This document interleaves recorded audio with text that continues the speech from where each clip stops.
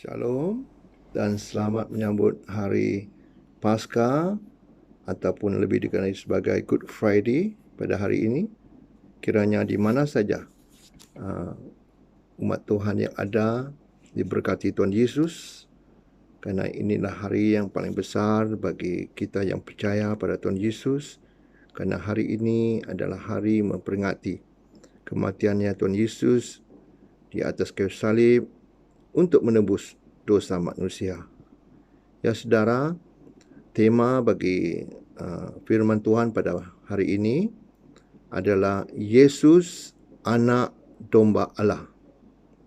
Ya, satu kebenaran firman Tuhan yang diambil di dalam buku Yohanes 1 ayat 29. Saudara, 29 berkata demikian. Kita lihat sama-sama ayat ini. Ayat ini berkata, pada keesokan harinya, Yohanes melihat Yesus datang kepadanya. Dan ia berkata, lihatlah anak domba Allah yang menghapuskan dosa dunia. Itulah ayat Yohanes 1 ayat 29. Inilah tema bagi khotbah pada hari ini. Ya saudara, kita tahu bahawa ayat ini, iaitu Yesus sebagai anak domba Allah, ditulis sebanyak 13 kali disebutnya di dalam buku Wahyu. Buku Wahyu ditulis khususnya adalah untuk akhir zaman, dan kita tahu saat ini kita sudah masuk di hari-hari antara akhir. Hari terakhir untuk menantikan kedatangan Tuhan Yesus. Di situ dikatakan sebagai Yesus adalah domba, anak domba Allah. Dia yang menebus segala dosa kita. Ya saudara, minggu lalu tema firman Tuhan yang disampaikan oleh saya adalah Hosana, diberkatilah Yesus Kristus yang datang dalam nama Tuhan. Dan begitu juga 2 minggu yang lalu, firman Tuhan yang disampaikan pada tanggal 29 Mac, iaitu terimalah pendamaian dengan Tuhan dengan perantaranya Yesus Kristus. Itulah lanjutan daripada 2 khotbah ini. Hari ini harilah hari yang besar, iaitu Yesus datang ke dunia sebagai korbannya, sebagai anak domba Allah yang dikorbankan untuk penebusan dosa kita. Jadi dalam dunia yang ada sekarang ini, saudara, kita tahu akhir zaman menjadi nyata, semakin nyata, semakin hari semakin nyata bagi kita. Kedatangan Tuhan untuk membebaskan umatnya dari dunia semakin nyata. Seperti tertulis dalam buku Wahyu, Yesus sebagai domba Allah yang membebaskan umatnya. Di dalam perjanjian lama, kita lihat bahawa umat Tuhan terlepas dari malaikat maut di zaman kuno Mesir di bawah pemerintahan Firaun. Di dalam cerita ataupun dalam perjanjian lama ini ada 3 perkara atau 3 entiti. Kita lihat yang pertamanya adalah Firaun, yang keduanya adalah tanah Mesir, dan yang ketiganya adalah kambing ataupun domba. Tuhan minta sembelihkan domba jantan. Kita lihat di dalam buku Keluaran, saudara. Buku Keluaran, di sana dituliskan Keluaran 12, di dalam Keluaran 12 ayat 5 hingga 7. Ayat 5 kita lihat di sana. Mari saya bacakan. Di sini dikatakan ayat yang kelima. Anak dombamu itu harus jantan, tidak bercela, berumur setahun. Kamu boleh ambil domba atau kambing. Kamu harus mengurungnya sampai hari yang ke-14 bulan ini. Lalu seluruh jemaah Israel yang berkumpul harus menyembelihnya pada waktu senja. Dan ayat ke-7, kemudian dari darahnya haruslah diambil sedikit dan dibuburkan pada kedua tiang pintu dan pada ambang atas, pada rumah-rumah di mana orang memakannya. Itulah umat Tuhan, iaitu pada zaman kuno, zaman kuno, iaitu zaman di mana negara Mesir diperintahkan oleh Firaun. Pada masa itu Tuhan memerintahkan untuk mengambil domba atau kambing dan sembelihkannya, dan di mana darahnya harus diambil sedikit, dibubuhkan pada kedua tiang pintu, pada ambang atas, pada rumah-rumah di mana orang memakannya. Di situlah diperintahkan Tuhan, dan ayat yang ke-11 hingga 14 dikatakan sedemikian. Dan beginilah kamu memakannya, pinggangmu berikat, kasut pada kakimu dan tongkat di tanganmu, buru-burulah kamu memakannya, iaitu Paskah bagi Tuhan. Ayat 12, sebab pada malam ini aku akan menjalani tanah Mesir, dan semua anak sulung dari anak manusia sampai anak binatang akan kubunuh, dan kepada semua Allah di Mesir akan kujatuhkan hukuman. Akulah Tuhan. Dan ayat seterusnya iaitu ayat yang 13, dan darah itu menjadi tanda bagimu pada rumah-rumah di mana kamu tinggal. Apabila aku melihat darah itu, maka aku akan lewat dari rumah kamu. Jadi, tidak akan ada tulah kemusnahan di tengah-tengah kamu apabila aku menghukum tanah Mesir. Hari ini akan menjadi hari peringatan bagimu. Kamu harus merayakannya sebagai hari raya bagi Tuhan turun-temurun. Kamu harus merayakannya sebagai ketetapan untuk selama-lamanya. Itulah yang diperintahkan Tuhan di dalam firman-Nya di dalam buku Keluaran 12 ini, di mana umat Israel disuruhnya sembelihkan domba. Jadi saudara, apakah maksud, apakah pengertian yang harus kita tahu daripada pembacaan ini? Biar Pastor jelaskan sini. Tanah Mesir, pertamanya tanah Mesir ibarat dunia yang kita tinggal, yang dunia yang kita tinggal hari ini, kita tahu yang keadaannya bagaimana, manusia bagaimana pada hari ini. Semua manusia hatinya ingin melakukan kejahatan, maka manusia itu jatuh dalam dosa. Begitu juga di tanah Mesir, di bawah pemerintahnya Firaun. Pada masa itu manusia tidak mau mengikuti jalan Tuhan. Mereka mempunyai jalan-jalan mereka sendiri. Dan keduanya kita lihat Firaun. Firaun di sini melambangkan syaitan yang mengacau kehidupan manusia pada masa itu. Firaun iaitu adalah dia melambangkan syaitan yang mengacaukan kehidupan manusia, iaitu khususnya umat Israel pada masa itu. Dan pada hari ini, syaitan yang mengacaukan kita di dalam dunia ini, yang mengacau balaukan banyak keluarga-keluarga hingga berpecah belah. Yang ketiga di sini dikatakan kambing atau domba. Ayat yang kelima, Ayat kelima kita lihat semula ayat kelima. Anak dombamu itu harus jantan, tidak bercela, berumur setahun. Kamu boleh ambil domba atau kambing. Kambing atau domba ayat 5 melambangkan Yesus. Darahnya yang menyelamatkan manusia. Itu sebabnya ditulisnya di dalam Yohanes 1 ayat 29. Yohanes Pembaptis berkata, lihatlah, lihatlah anak domba Allah yang menghapuskan dosa dunia. Itu di ayat 5 dikatakan, itulah Yesus yang datang sebagai domba Allah yang tidak bercela, tidak bercacat. Datang ke dunia ini untuk menebus segala dosa kita. Perjanjian lama yang ditulis ini sebagai satu bayangan apa yang harus datang kemudian. Dan pada hari ini, iaitu 2000 tahun yang lalu. Sekarang sudah berlalunya 2000 tahun yang lalu, kita tahu Yesus sudah datang ke dunia ini, iaitu 2000 tahun yang lalu. Yang pertama, kita lihat Yesus sebagai domba Allah yang dikorbankan untuk dosa manusia. Hanya melalui darahnya manusia diselamatkan. Yang kedua, ia tidak cacat dan celah. Ia tidak berdosa. Dijadikan orang berdosa untuk menggantikan kita orang berdosa. Itulah Yesus sebagainya domba Allah yang dikorbankan. Yesus sebagai anak Allah yang tidak cacat, tidak celah, tidak melakukan apapun dosa.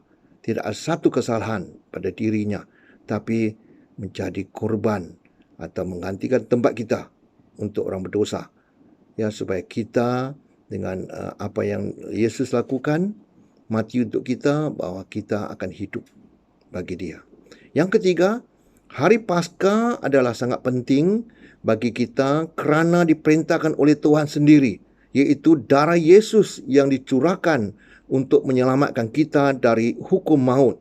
Dan hari ini menjadi hari peringatan bagi kita.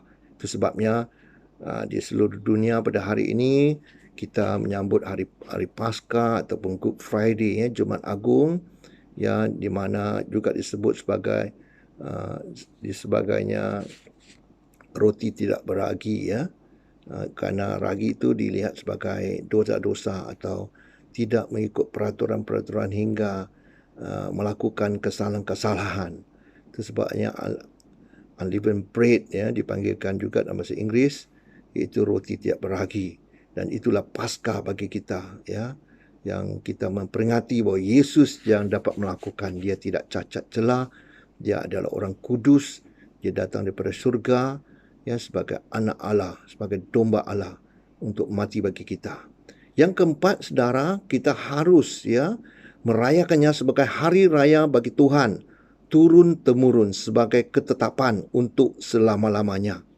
Ya, manusia harus diingatkan berulang-ulang kali, ya, jika tidak selalu lupa, tidak tahu mengenang jasa baik dan budi Tuhan yang telah melepaskan dari segala ancaman maut. Ya, itulah manusia apabila hari ini diberkati, ya, sering lupa. Orang percaya maupun tidak percaya, kita lupa. Itu sebabnya bagi kita orang percaya, kita harus merayakan Paskah ini sebagai memperingati apa yang Yesus sudah lakukan 2000 tahun yang lalu, itu mati di kayu salib bagi kita. Hari ini adalah hari Jumaat Agung, ya, di mana Yesus mulai daripada jam 12 itu, ya, dikantungnya di kayu salib hingga 6 jam dia harus bertahan untuk segala dosa-dosa manusia di dunia ini. Dan kita orang percaya sangat diberkatinya kerana kita percaya kita dibebaskan, kita dibenarkan. Yang kelima, di zaman kuno Mesir, ya, mereka yang melakukan perintah dan ketetapan Tuhan, mereka tidak akan ada tulah kemusnahan di tengah-tengah mereka apabila Tuhan menghukum tanah Mesir. Ya, tanah Mesir ini ada ibarat dunia yang ada sekarang, iaitu yang berdosa terhadap Tuhan, yang Maha Pencipta atas segala-galanya. Sekarang sedang kita menghadapi, ya, tulah COVID-19. Di sinilah kita lihat firman Tuhan ini di zaman kuno Mesir, iaitu Tuhan berjanji bagi mereka yang melakukan segala-gala ini, perayaan ini, iaitu Paskah ini, ya, mereka tidak akan ada tulah kemusnahan di tengah-tengah mereka apabila Tuhan menghukum tanah Mesir. Ya, tanah Mesir ini adalah ibarat dunia kita pada hari ini. Ya, saudara, kita sangat bersyukur kerana kebenaran ini. Kita terus juga Tuhan melakukan apa yang diperintahkan Tuhan. Dan sini Pastor berikan dengan ringkasnya sebagai kesimpulannya. Kesimpulannya di sini ialah yang pertama, marilah kita mengambil perjamuan kudus Tuhan sebagai memperingati kematian Tuhan Yesus kerana kita semua diselamatkan oleh darah perjanjiannya. Darah dia yang kudus yang dicurahkan bagi kita semua. Itulah sebagai peringatan kematiannya pada hari ini. Kerana dikata setiap kali kita mengambil, ya, perjamuan kudus itu, kita menyatakan, ya, itu tentang kematian Yesus. Iaitu kita menginjil, memberitakan berita baik ini kepada orang yang masih belum tahu, supaya mereka tahu dan mereka akan terima Yesus yang mati bagi mereka, supaya mereka dapat diselamatkan. Mereka akan dapat hidup kekal bersama Yesus selama-lamanya. Yang kedua, kesimpulannya ialah kita nyatakan dan istiarkan seperti Tuhan yang hidup bagi bangsa Israel, yang melepaskan mereka dari tulah kemusnahan, dari darah domba. Begitu juga pada hari ini kita dilindungi oleh darah Yesus daripada penyakit menular COVID-19. Ya, itulah begitu baiknya Tuhan. Tuhan sediakan kita. Ya, di sini Darahnya dicurahkan sebagai satu perjanjian. Dan bukan itu saja, yang keduanya dimeteraikan oleh Yesus ni. Betapanya berkuasanya, betapanya kuatnya perjanjian yang dibuat ini, dimeteraikan. Yang Yesus berjanji, barang siapa yang bawa di dalam menterai darah Yesus ni, mereka akan selamat daripada apapun ancaman, apapun penyakit, apapun roh-roh tidak dapat mengganggu, melainkan mereka dipelihara di dalam pelindungan Tuhan yang Maha Perkasa, Yesus Kristus. Yang ketiga, saudara, perayaan Paskah atau Passover. Ya, Passover ni maksudnya bila Tuhan melewati. Ya, Passover itu sebab dipanggil Passover, Paskah. Adalah Yesus sebagai domba Allah yang kudus, yang menghapuskan dosa dunia. Dan apabila Tuhan sudah melewati atau Passover, COVID-19 akan berlalu. Dan semua kita umat manusia akan diselamatkan dalam nama Tuhan Yesus. Ya, kita yang percaya akan diselamatkan oleh Tuhan Yesus, karena ini janjinya. Janjinya dimeteraikan dengan darahnya. Terpujilah nama Tuhan Yesus. Jadi keempatnya, saudara, barang siapa yang mendengar firman Tuhan pada hari ini, terimalah Tuhan Yesus sebagai Tuhan dan Juru Selamatmu, dan bertobat dan mengundang Yesus masuk ke dalam hatimu, dan hiduplah sebagai orang yang percaya kepada Tuhan Yesus dengan imanmu. Ya, ingat saudara, kita diselamatkan kerana iman kita, bukan dengan segala usaha kita. Kita diselamatkan karena iman kita pada Yesus Kristus. Ya, itulah iman kita yang menyelamatkan kita. Kita sangat bersyukur, bukan usaha kita, bukan apa yang kita lakukan, tapi adalah kerana iman kita, saudara. Iman kita yang kita hari ini boleh katakan kita diselamatkan, bukan usaha. Ya, ya saudara, itulah sangat bagusnya segala rahsia-rahsia yang diberitahu pada hari ini pada kita, ya. Saudara, yang bawa Jumaat Agung ini adalah untuk semua manusia di dunia, ya. Semua manusia di dunia ini yang diterima oleh Tuhan Yesus, ya. Dan kita diselamatkan oleh kerana kasih karunia-Nya yang melimpah-limpah dalam hidup kita. Ya, yang akhir sekali, saudara, kita lihat di sini satu kebenaran firman Tuhan, ya, iaitu di dalam Efesus 2 ayat 8. Sebab kerana kasih karunia kamu diselamatkan oleh iman. Itu bukan hasil usahamu, tetapi pemberian Allah. Ya, itu bukan pekerjaanmu. Jangan ada orang yang memegah diri, kerana kita ini buatan Allah, diciptakan dalam Kristus Yesus untuk melakukan pekerjaan baik yang dipersiapkan Allah sebelumnya. Ia mahu supaya kita hidup di dalamnya. Ya, ini adalah kasih karunia. Ya, it's a gift. Ya, sebagai gift daripada Tuhan. Itulah, saudara, betapa baiknya kita yang hari ini yang berada di dalam Kristus, ya. Kita diselamatkan oleh kasih karunia Tuhan, ya. Bukan usaha kita, tetapi adalah satu pemberian.